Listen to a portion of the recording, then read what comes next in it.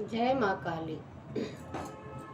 भाइयों बहनों, मेष राशि और शत्रु विचार, मित्र विचार। ऐसा कौन है जिसके जीवन में कोई शत्रु ना हो अथवा कोई मित्र ना हो? हर एक व्यक्ति के कुछ शत्रु होते हैं और कुछ मित्र भी होते हैं। अगर कोई शत्रु नहीं है और कोई मित्र नहीं है, तब तो वह मनुष्य की श्रेणी में भी नहीं है। क्योंकि आप देखेंगे कि पशुओं में भी मित्रता होती है, उनमें भी नेतृत्व होता है और उनमें भी शत्रुता होती है। पशुओं का प्रेम जरूर आपने देखा होगा। कोई दो गाय एक साथ रहना पसंद करती हैं, गाय और बछड़ा एक साथ माता के साथ रहते हैं। कुछ जानवर होते हैं जो हमेशा एक साथ चलना पसंद करते हैं। कभी आप जाओ डिस्कवरी पे तो देखोगे ये सब कुछ। डिस्कवरी एक चैनल है। तो शत्रुता और मित्रता इस पृथ्वी पर लगा ही रहता है। देवों के भी शत्रु थे और मित्र थे, दानवों के भी शत्रु थे और मित्र थे। उसी तरह इस संसार में एक साधारण मनुष्य के भी शत्रु होते हैं और मित्र भी होते हैं। आज हम आपको बतलाएंगे कि अगर आप मेष राशि में हैं तब आपके कौन शत्रु हो सकते हैं और कौन मित्र हो सकते हैं। मित्रता हम वीडियो के अंत में बतलाएंगे, लेकिन मित्रता से आपको खतरा नहीं है तो वो ना भी जाने तो चलेगा, लेकिन आपके शत्रु कौन है यह जानना तो आवश्यक है। शत्रु एकमात्र वह नहीं होता जो आपके धन की हानि करे या आपके जीवन को खतरे में डालना। जो आपका प्रतिस्पर्धी है वह भी एक तरह से आपका विरोधी है और विरोधी होने के नाते वह शत्रु है। भले ही वह आपके शरीर का नाश ना करे, भले ही वह आपके जीवन को खतरे में ना डाले, लेकिन आपके व्यवसाय को तो खतरे में डाल सकता है। किसी न किसी तरह वह हानि कर सकता है आपको। तो आइए आज जानते हैं कि मेष राशि के कौन कौन से शत्रु हो सकते हैं और इनकी पहचान आप कैसे करेंगे, यह जीवन में जानना अति आवश्यक है। तो मेष राशि में जो जन्म ले रहे हैं वे अश्वनी नक्षत्र में जन्म ले रहे हैं। तो थोड़ा अश्वनी नक्षत्र के विषय में आपका जान लेना जरूरी होता है। अश्वनी नक्षत्र जो है इसके 3 तारे होते हैं। हर एक नक्षत्र के तारे होते हैं जो जनवरी महीने में सूर्यास्त के बाद सिर पर आता है। तो आपने अश्वनी नक्षत्र में जन्म लिया है। चरण की बात मैं नहीं कर रही हूँ, पूरे अश्वनी नक्षत्र की बात मैं कर रही हूँ, चाहे जिस चरण में भी आपने जन्म लिया है। और एक बात है, जो अश्वनी नक्षत्र में जन्म लेते हैं वे सतैसा में पढ़ते हैं। उन बच्चों को सतैसा लगता है। सतैसा को बहुत भयानक नहीं समझना चाहिए। अगर बालक गंड मूल में जन्म लिया है तब वह भयानक हो सकता है। यहाँ पे आते हैं कुछ लोग बहुत उदास हो जाते हैं कि उनके बच्चे तो सतैसा में है। सतैसा बहुत खतरनाक नहीं है, इस चीज को आप जान लीजिए। जब गंड मूल में यानी कि गंडांत में बच्चा पैदा होता है, चाहे कन्या हो या पुत्र हो, तो वह खतरा हो सकता है। उसे बालारिष्ट योग हो सकता है, बाल्यकाल में उसे खतरा हो सकता है। तो इसका निवारण करा लेना आवश्यक होगा। अब आपको जानना होगा कि गंडांत योग क्या है। तो यह हम आपको अगले वीडियो में बतलाएंगे कि गंडांत योग कब है, कब आप समझेंगे कि आपका बालक जो है या बालिका जो है वो सतैसा में नहीं गंडांत में है, जो खतरनाक है। तो आइए आज अभी हम शत्रु विचार करेंगे। तो अश्वनी नक्षत्र में जो जन्म लेते हैं, जिनके 3 तारे होते हैं, वे बहुत विचारशील होते हैं, विचार पूर्वक कार्य करते हैं, थोड़े स्वतंत्र विचार के होते हैं। चूंकि स्वतंत्र विचार के होते हैं इसलिए उनके शत्रु हो जाते हैं, क्योंकि वह स्पष्टवादी होते हैं। अगर आपके सामने कोई है और वह कोई गलती कर रहा है या झूठ बोल रहा है तो अचानक से बोल दें नहीं तुम झूठे हो, तुम झूठ बोल रहे हो, तुम गलत बोल रहे हो। और यहीं पे तर्क वितर्क आरंभ हो जाता है, और वह सामने वाला जो झूठ बोल रहा है वह इस चक्कर में लग जाता है कि मैं कैसे इसे नीचा दिखलाऊं, कैसे यह मेरे से कम हो जाए। तो यहीं पे शत्रुता आरंभ हो जाती है। तो क्यों शत्रु होते हैं? ये बहुत स्वतंत्र विचारों के होते हैं, यद्यपि ये बहुत सोच समझकर कार्य करते हैं, लेकिन इन्हें क्रोध पर नियंत्रण नहीं होता है, इसलिए इन्हें शत्रुओं का सामना करना पड़ता है। और बहुत सक्रिय होते हैं, उनका दिमाग बहुत सक्रिय होता है, उनका शरीर भी चंचल होता है, पहले भी मैंने बताया है।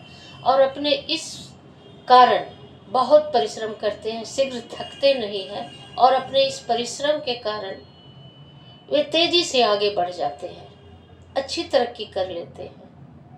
और जब ये अच्छी तरक्की कर लेते हैं तो उनके साथ के लोग उनके शत्रु हो सकते हैं। तो ये पहचानना जरूरी होगा कि कौन शत्रु है।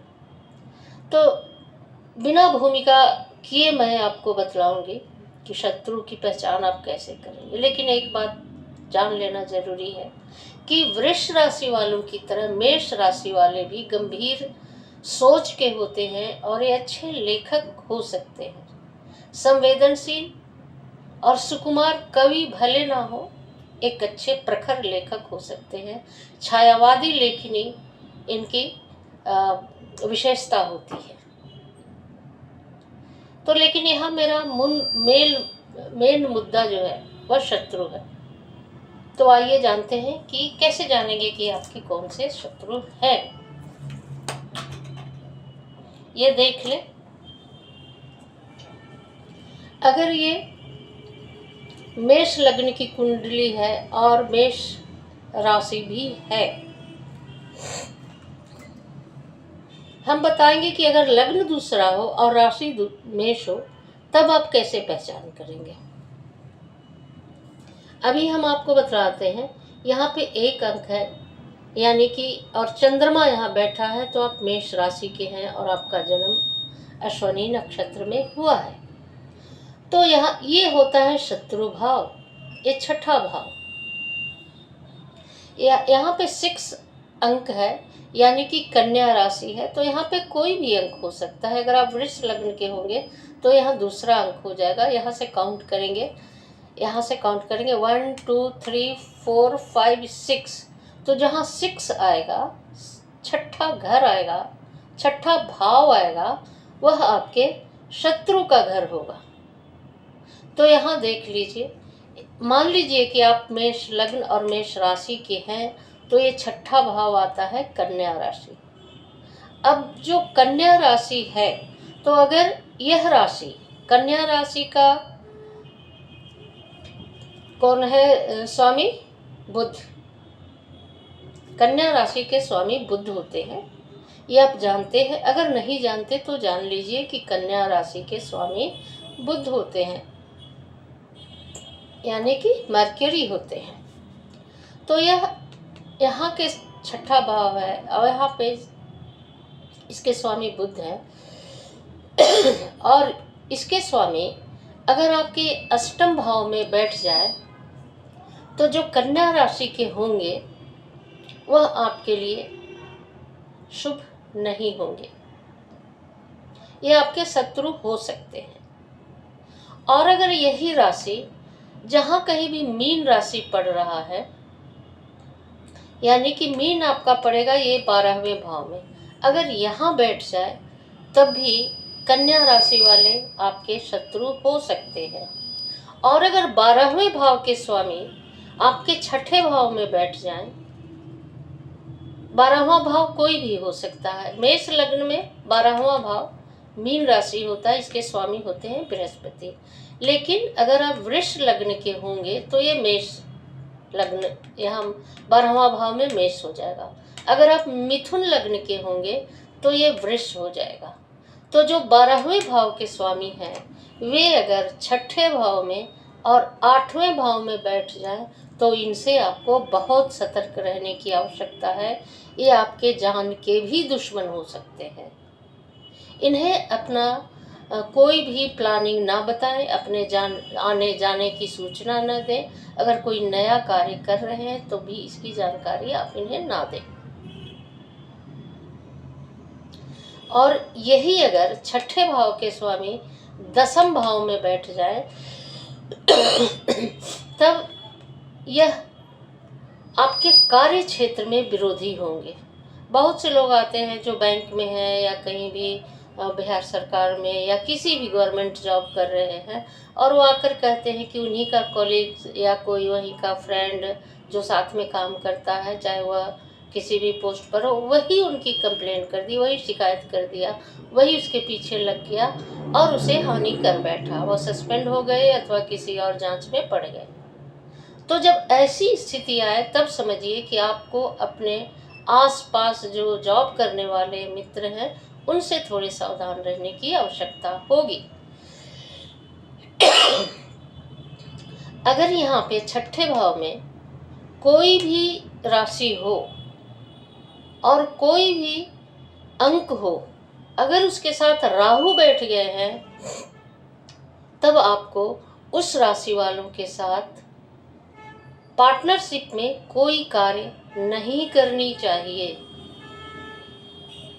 और अगर छठे भाव में कोई और ग्रह बैठा हुआ है, मान लीजिए छठा भाव का स्वामी बुध है, लेकिन बुध कहीं और बैठे हैं, और यहाँ पे मान लीजिए कोई भी राशि बैठ गया हो, शनि हो, गुरु हो या शुक्र हो, और उसके साथ राहु बैठ गए हो, और छठे भाव का जो स्वामी मरकरी है वो अष्टम भाव में बैठ गए हैं, तो आपको अपने पार्टनर से बहुत सावधान रहने की आवश्यकता है। आप पार्टनरशिप में बिल्कुल न जाएं। अगर गए हैं तो अपनी सुरक्षा की व्यवस्था कर ले, जान का भी खतरा हो सकता है। तो भाइयों बहनों, इस तरह से आपको सतर्क रहने की आवश्यकता है। कुंडली इसलिए आवश्यक है, अगर जिन्हें कुंडली पे भरोसा नहीं है वो एक बार ऐसी परिस्थितियों में पड़ जाएंगे, जब पड़ जाएंगे तो क्या करेंगे? तो फिर तो वही लागू होगा, अब पछताए होत क्या जब चिड़िया चुग गई खेत। इसलिए भरोसा करो, जो आप नहीं जानते हो वो सत्य नहीं है, ऐसा बिल्कुल नहीं हो सकता। अगर कोई मेडिकल का स्टूडेंट है और कोई वकील लॉ की बात बता रहा है, तो क्या वो मेडिकल का स्टूडेंट उसको गलत साबित कर देगा क्योंकि वो नहीं जानता है, लॉ की बात नहीं जानता? नहीं करेगा ना। उसी तरह से मैं यह जानती हूँ, अच्छे एस्ट्रोलॉजर जानते हैं, साधक जानते हैं, तो आप एक बार विश्वास करो और भरोसा करो। इस पे तो कोई व्यय नहीं हो रहा। देखिए, भरोसा तो वहाँ आप नहीं करेंगे ना जहाँ आपको व्यय करने की आवश्यकता पड़े, आपको लगेगा कि शायद कोई आदमी पैसे के लिए बतला रहा है, लेकिन इसे जानने में और इसे मान लेने में तो आपका कोई व्यय नहीं है। सही कहा ना? तो एक बार मान के तो देखो। नहीं मानोगे। कई बार लोग आते हैं और उन्हें मैं मना करती हूँ कि मत करना ऐसा, और वो कर लेते हैं, और फिर जब फेरे में पड़ जाएंगे तो फिर आएंगे कि आपने मना किया था, हमने कर लिया। ऐसे अनेकों उदाहरण हैं। आप चाहेंगे तो उन्हें मैं अपने समक्ष बिठाकर आपसे बात करवा दूंगी। वो कहेंगे कि आप बात को मानो, मैंने नहीं माना था और मैं इस चक्कर में पड़ गया। ऐसे मेरे पास हजारों उदाहरण हैं। तो भाइयों बहनों, इस बात को मानिए और यकीन कीजिए, इसे मानने में कोई हर्ज नहीं है। बस थोड़ी सावधानी। एक एस्ट्रोलॉजर का क्या काम होता है? वो चमत्कार नहीं कर सकता, लेकिन आपको सही राह दिखला सकता है, आपको सावधान करके आपकी रक्षा कर सकता है। तो मैं आपको सावधान कर रही हूँ, ऐसे शत्रुओं से बचें। और एक बात, मेष राशि वालों को, जो हेल्दी लोग होते हैं बहुत, वो इंटेलेक्चुअल दुश्मन हो सकते हैं, और जो बहुत दुबले पतले होंगे वे पार्टनरशिप में दुश्मन हो सकते हैं। तो इस बात को भी आपको ध्यान रखना पड़ेगा। तो इस तरह से आप अपने दुश्मनों को पहचान सकते हैं। इस संबंध में अगर आपको कोई और भी जानकारी चाहिए तो कमेंट बॉक्स में ज़रूर लिखें। हम इसकी और भी जानकारी विस्तार से देंगे और फिर अगला अलग भी एक वीडियो बनाकर लाएंगे ताकि आपको और भी जानकारी मिल सके। और सब कोई प्रेम से बोलिए एक बार, जय माँ काली। माँ काली का जयकारा लगाएंगे तो कोई भी शत्रु आपका कुछ भी नहीं बिगाड़ पाएगा। तो भाइयों बहनों, अगर आपको यह जानकारी अच्छी और यूजफुल लग रही है तो लाइक करेंगे और शेयर भी करेंगे ताकि दूसरे भी इससे लाभान्वित हो सके। जो मेरे चैनल पे पहली बार है वो सब्सक्राइब करके घंटी को जरूर दबा देंगे। जय माँ काली। आपका बहुत बहुत धन्यवाद।